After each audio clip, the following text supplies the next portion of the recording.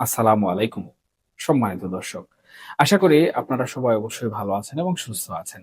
দেখুন, রাজনীতি মানেই তো দৃশ্যমান বিষয়ের আড়ালে অদৃশ্য হাজারো হিসাব নিকাশের এক বিশাল গোলক ধাঁধা, যেখানে প্রতিটি পদক্ষেপের পেছনে থাকে সুদূর প্রসারী কোনো না কোনো বড় ভূ রাজনৈতিক সমীকরণ। দর্শক, আমরা যদি একটু গভীরভাবে দেশের বর্তমান যে পরিস্থিতি সেই পরিস্থিতির দিকে তাকাই, তবে পরিষ্কার দেখতে পাবো আমাদের রাজনীতি এখন কিন্তু এমন এক চৌরাস্তা এসে দাঁড়িয়েছে, যেখানে চারপাশ থেকে নানা শক্তির অদৃশ্য টানে মেরুকরণ কেবল দ্রুতই হচ্ছে না, বরং বেশ জটিল আকার ধারণ করছে। একদিকে ক্ষমতার মসনদে বসার পর আন্তর্জাতিক সম্পর্ককে নতুন এক উচ্চতায় নিয়ে যাওয়ার কূটনৈতিক তোড়জোড় চলছে, কিন্তু অন্যদিকে পর্দার অন্তরালে এমন কিছু ঘটনা ঘটে চলেছে যা আমাদের নীতি নির্ধারক মহলের ভেতরে গভীর চিন্তা ভাবনা এবং আঞ্চলিক পরাশক্তিগুলোর কৌশলগত অবস্থান নিয়ে বলা চলে এক ধরনের বিরাট প্রশ্নের কিন্তু জন্ম দিচ্ছে। সুপ্রিয় দর্শক, ঘটনাটি গত 15 আগস্টে, যা হয়তো অনেকের চোখ এড়িয়ে গেছে কিংবা সাধারণ খবরের ভিড়ে হারিয়ে যাওয়ার কথা ছিল, কিন্তু আন্তর্জাতিক কূটনীতিক চশমা দিয়ে দেখলে এর গুরুত্ব কিন্তু অসীম।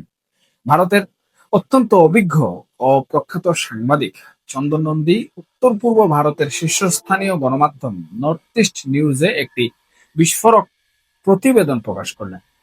সেখানে উঠে এলো এক রহস্যময় ও অত্যন্ত তাৎপর্যপূর্ণ তথ্য। বাংলাদেশ সরকারের প্রধানমন্ত্রী তারেক রহমান সাহেব আসন্ন ভারত সফরের ঠিক প্রথমে বা প্রাক্কালে, অর্থাৎ আগস্টের তৃতীয় সপ্তাহের সেই সংবেদনশীল সময়ে বাংলাদেশের সামরিক গোয়েন্দা সংস্থা ডিজিএফআই এর 6 জন উচ্চপদস্থ কর্মকর্তা ঢাকা ছেড়ে সরাসরি রওনা দিলেন পাকিস্তানের রাজধানী ইসলামাবাদের উদ্দেশ্যে। এখন প্রশ্ন জাগতে পারে, ভারত সফরের ঠিক আগ মুহূর্তে এই গোপন সফর আসলে কেন? কে ছিলেন এই দলের নেতৃত্বে? একটু খুঁজ নিলে দেখা যায় এই গুরুত্বপূর্ণ আন্তর্জাতিক দলটির নেতৃত্বে ছিলেন ডিজিএফআই এর একজন কর্নেল মকফুজুল বলি। তার সাথে ছিলেন wing commander Imrul Kayes, Mohiuddin Mohammad Asif, squadron leader Raihan, Mohammad Chowdhury Murad Hossain এবং তুষার খন্দকার আরিফুল ইসলাম। এরা সবাই কিন্তু অত্যন্ত পেশাদার এবং বলা চলে উচ্চ পদস্থ সামরিক কর্মকর্তা, যারা 15 আগস্ট ঢাকার হজরত শাহজালাল আন্তর্জাতিক বিমানবন্দর থেকে থাই এয়ারওয়েজের ফ্লাইটে চড়ে ব্যাংকক হয়ে পাড়ি জমিয়েছেন পাকিস্তানে। সুপ্রিয় দর্শক, এই যে ঢাকা থেকে ইসলামাবাদ পর্যন্ত এই গোপন তৎপরতা, এর প্রকৃত উদ্দেশ্য আসলে কি হতে পারে? বাংলাদেশ কিংবা পাকিস্তান কোনো পক্ষ থেকেই এই প্রতিনিধি দলের সফরের আনুষ্ঠানিক উদ্দেশ্য নিয়ে কিন্তু একটি শব্দ এখন পর্যন্ত খরচ করা হয়নি। এই চরম গোপনীয়তার মূলত নয়াদিল্লি ও ঢাকার কূটনৈতিক পাড়ার মধ্যে জন্ম দিয়েছে অগণিত জল্পনা এবং কল্পনা। কিন্তু রাজনীতিতে কোনো কিছুই তো আসলে আকস্মিক ঘটে না, তাই না? প্রতিটি ঘটনার পেছনে থাকে আগের কোনো ধারাবাহিকতা। এই 15 আগস্টের সফরটিকে যদি আমরা বিচ্ছিন্ন কোনো ঘটনা হিসাবে দেখি, তবে আমি মনে করি আমরা ভুল করব। এর পেছনে রয়েছে চলতি বছরের এপ্রিল মাসের আরেকটি ঘটনা। দর্শক, 26 সালের এপ্রিল মাসে ডিজিএফআই এর মহাপরিচালক বা DG major general Kaiser Rashid চৌধুরীও কিন্তু ঠিক একইভাবে ইসলামাবাদে এক গোপন সফরে গিয়েছিলেন। ব্রিগেডিয়ার থেকে মেজর জেনারেল পদে পদোন্নতি পাওয়ার পরপরই ডিজিএফআই এর শীর্ষ নেতৃত্বের দায়িত্ব নিয়ে তিনি যখন আসলেন, তার 1 মাসের মাথায় 1 এপ্রিল বা 1 এপ্রিল তিনি থাই এয়ারওয়েজের ফ্লাইটেই ব্যাংকক ট্রানজিট হয়ে পাকিস্তান পৌঁছেছিলেন। সেখানে তিনি পাকিস্তান সেনাবাহিনীর শীর্ষস্থানীয় কর্মকর্তা এবং আইএসআই এর নিজ সমকক্ষদের সাথে বেশ কিছু গুরুত্বপূর্ণ দ্বিপাক্ষীয় বৈঠক করেছিলেন। এখন এপ্রিলের সেই মহাপরিচালকের সফরের 4 মাসের মাথায় আগস্টের মাঝামাঝি সময়ে কর্নেল মকফুজুল বলির নেতৃত্বে এই 6 কর্মকর্তার পুনরায় আবারও ইসলামাবাদে উপস্থিতি পরিষ্কার প্রমাণ করে যে ঢাকা ও ইসলামাবাদের সামরিক ও গোয়েন্দা যোগাযোগের চ্যানেলটি অত্যন্ত সক্রিয়ভাবে বর্তমান সময়ে কাজ করছে। কিন্তু দর্শক, এখানে আসলে কাহিনীর শেষ নয়। এর সাথে যুক্ত হয়েছে আরো এক চমকপ্রদ ও সংবেদনশীল অধ্যায়। দেখুন, গণমাধ্যমের প্রতিবেদনে উঠে এসেছে ডিজিএফআই মহাপরিচালক কায়সার রশিদ চৌধুরী নয়াদিল্লি সফরের এক অন্যরকম গল্প। এপ্রিল মাসে ইসলামাবাদ যাওয়ার ঠিক 1 মাস আগে, অর্থাৎ 1 মার্চ, মহাপরিচালক হিসাবে দায়িত্ব নেওয়ার পরপরই নিজের প্রথম বিদেশ অ্যাসাইনমেন্টে তিনি গিয়েছিলেন ভারতের রাজধানী নয়াদিল্লিতে। 2 দিনের সেই সংক্ষিপ্ত সফরে তিনি ভারতের জাতীয় নিরাপত্তা উপদেষ্টা ও শীর্ষ নিরাপত্তা কর্মকর্তাদের সাথে কিন্তু বৈঠক করেছিলেন। কিন্তু সেই সফরে কূটনীতিবিদদের নজর কেড়েছিল একটি ব্যতিক্রমী ঘটনা। সেটা হচ্ছে, নয়াদিল্লিতে নিযুক্ত তৎকালীন বাংলাদেশের high commissioner Riaz Hamidullah DGFI প্রধানের সম্মানে একটি নৈশভোজের আয়োজন করতে চেয়েছিলেন। কিন্তু সুপ্রিয় দর্শক, রহস্যজনকভাবে মহাপরিচালক কায়সার রশিদ চৌধুরী সেই নৈশভোজ এড়িয়ে চলেন এবং চরম গোপনীয়তা বজায় রেখে নিজের সফর শেষ করে তিনি আবারও পুনরায় ঢাকায় ফিরে আসেন। সুপ্রিয় দর্শক, মার্চের দিল্লি সফর, এপ্রিলের ডিরেক্টরের ইসলামাবাদ সফর এবং এখন আগস্টে প্রধানমন্ত্রী তারেক রহমান সাহেবের ভারত সফরের ঠিক আগে 6 ডিজিএফআই কর্মকর্তার পুনরায় আবারও পাকিস্তান পৌঁছানো, এই পুরো টাইমলাইনটি কিন্তু নয়াদিল্লির যে সাউথ ব্লক এবং নর্থ ব্লক রয়েছে তারা কিন্তু যথেষ্ট উদ্বেগ ও কৌতূহলের সাথে দেখছে। ভারত সবসময়ই বাংলাদেশের অভ্যন্তরীণ যে স্থিতিশীলতা এবং এর পাশাপাশি দক্ষিণ এশিয়ার আঞ্চলিক যে নিরাপত্তা, সেই নিরাপত্তার বিষয়ে অত্যন্ত সংবেদনশীল। এখন প্রশ্ন উঠতেই পারে, প্রধানমন্ত্রী তারেক রহমান যখন ভারতের মাটিতে পা রাখতে চলেছেন এবং দ্বিপাক্ষিক সম্পর্ককে এক নতুন উচ্চতায় নিয়ে যাওয়ার কথা বলা হচ্ছে, ঠিক সেই মুহূর্তে এই 6 কর্মকর্তার রহস্যময় ইসলামাবাদ মিশন দিয়ে বাংলাদেশ ঠিক কোন বার্তাটি আসলে দিতে চাইছে? এটি কি কেবলই একটি পেশাগত বা গোয়েন্দা সহযোগিতা, নাকি দক্ষিণ এশিয়ার নতুন কোনো ভূ রাজনৈতিক ভারসাম্যের অথবা মেরুকরণের ইঙ্গিত?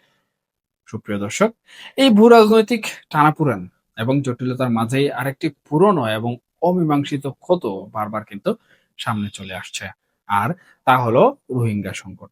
সম্প্রতি আন্তর্জাতিক বার্তা সংস্থা এপি একটি অত্যন্ত চটকদার ও চাঞ্চল্যকর খবর প্রকাশ করেছে। খবরটি হলো, বাংলাদেশে আশ্রিত 14 থেকে 15 লাখ রোহিঙ্গা শরণার্থীর মধ্য থেকে 3 লাখ রোহিঙ্গাকে রাখাইনে ফিরিয়ে নেয়ার কথা বলা হচ্ছে এবং মিয়ানমারের সামরিক সরকার নাকি তাদের তথ্য যাচাই বাছাইয়ের কাজও ইতিমধ্যে শেষ করে ফেলেছে। কিন্তু দর্শক, মজার বিষয় এবং সবচেয়ে বড় যে রহস্য, সেটি হলো এই 3 লাখ রোহিঙ্গাকে ফেরত নেয়ার বিষয়ে বাংলাদেশ সরকার নিজে নাকি আগে থেকে কিছুই জানতো না। যদি সরকার জানতো, তবে তো এরই মধ্যে বিশাল আকারে ঢাকঢোল পেটানো শুরু হয়ে যেত, তাই না? সরকারের পক্ষ থেকে বিশাল কূটনৈতিক সাফল্য ও কৃতিত্বের দাবিদার সাজানো হতো। অথচ আন্তর্জাতিক বার্তা সংস্থা এপি তাদের এই নিউজের মধ্যে বাংলাদেশ সরকারের কোনো বক্তব্যই তুলে ধরতে পারেনি। তাহলে শুভঙ্করের ফাঁকিটা আসলে এখানে কোথায়? কেন মিয়ানমার সরকার এমন একটি তথ্য জানালো এবং এপি কেন মিয়ানমার সরকারের বক্তব্য ছাড়াই এই নিউজ করলো? দেখুন দর্শক, আসল ফাঁকিটা কিন্তু লুকিয়ে আছে মিয়ানমারের পররাষ্ট্র মন্ত্রণালয়ের দেয়া সেই বিবৃতির ভেতরে, যেখানে তারা আসলে সাফ জানিয়ে দিয়েছে যে রাখাইন রাজ্যের নিরাপত্তা নিশ্চিত বা উন্নত হলে তবেই রোহিঙ্গাদের ফিরিয়ে নেওয়া হবে। অর্থাৎ এটি হচ্ছে সেই চিরচেনা মূলা ঝুলিয়ে রাখার কূটনীতি। কিন্তু প্রশ্ন হলো, রাখাইনের প্রায় পুরোটা কিংবা বড় একটি অংশ এই মুহূর্তে কিন্তু বিদ্রোহী গোষ্ঠী আরাকান আর্মির দখলে। সেখানে রোহিঙ্গাকে কিভাবে ফেরত নেওয়া হবে এবং তার কোন বাস্তবসম্মত রূপরেখা রয়েছে সেটাও কিন্তু জানা নেই। এদিকে গত 15 আগস্ট মিয়ানমার সরকারের এই ঘোষণাটি এমন এক সময়ে এলো যখন রোহিঙ্গা শরণার্থী সংকটের 9 বছর পূর্ণ হয়েছে। ঠিক এই সময়ে চীনের পক্ষ থেকে কুনমিং থেকে রাখাইনের মধ্য দিয়ে বাংলাদেশকে তাদের অর্থনৈতিক করিডোরে যুক্ত হওয়ার প্রস্তাব দেওয়া হয়েছে। সুপ্রিয় দর্শক, এই প্রস্তাব নিয়ে তো ওয়াশিংটনে মার্কিন যুক্তরাষ্ট্র এবং নয়াদিল্লিতে ভারতের মাথা খারাপ হওয়ার জোগাড়। আঞ্চলিক ভূ রাজনীতির গতিপথ কোন দিকে আসলে মোড় নেবে তা নিয়ে পরাশক্তিগুলোর মধ্যে আমরা কিন্তু দেখতে পাচ্ছি এক ধরনের স্নায়ুযুদ্ধ ইতিমধ্যে কিন্তু শুরু হয়ে গেছে। চীন প্রস্তাব দেওয়ার কিছুদিন পরেই বাংলাদেশ চূড়ান্ত সম্মতি দেওয়ার আগেই চীনের রাষ্ট্রদূত ইয়াং ওয়েন ঘোষণা করে দিলেন যে বাংলাদেশ এই করিডোরে যোগ দিচ্ছে। এখন একবার ভালো করে ভাবুন তো, আরাকান আর্মির নিয়ন্ত্রিত রাখাইনের মধ্য দিয়ে কিভাবে করিডোর হবে, এবং সেই করিডোরে বাংলাদেশ কোন নিরাপত্তার মধ্য দিয়ে যুক্ত হবে? আমরা যদি একটু পেছনের দিকে ফিরে তাকাই, তবে অবশ্যই দেখতে পাবো প্রতিশ্রুতির ফুলঝুরি কিভাবে আসলে বারবার সাধারণ মানুষের চোখের সামনে ঝুলিয়ে দেওয়া হয়েছে।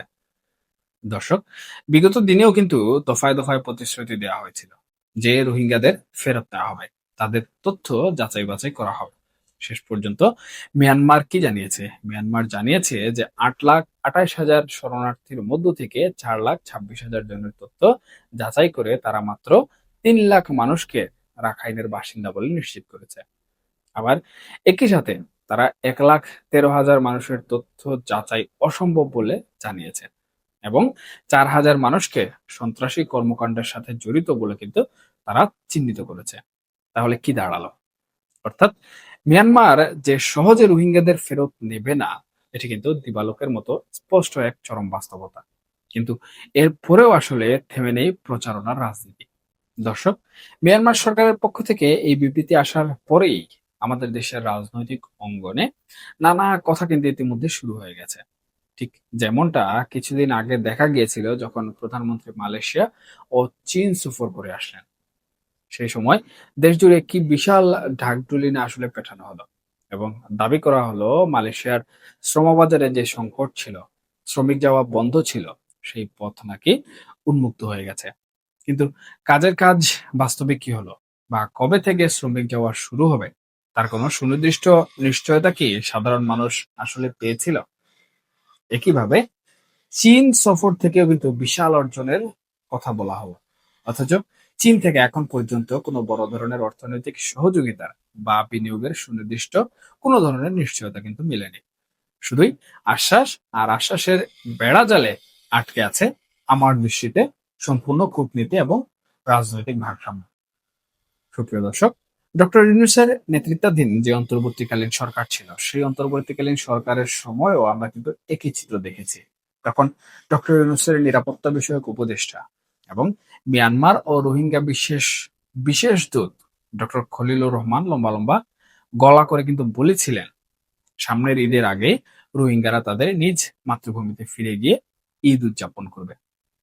তৎকালীন সরকারের পক্ষ থেকেও কিন্তু বেশ গলা ফাটিয়ে বিষয়টি প্রচার করা হয়েছিল, এবং বলা হচ্ছিল বড় কোনো কূটনৈতিক ব্রাঞ্চ থ্রু হতে চলেছে।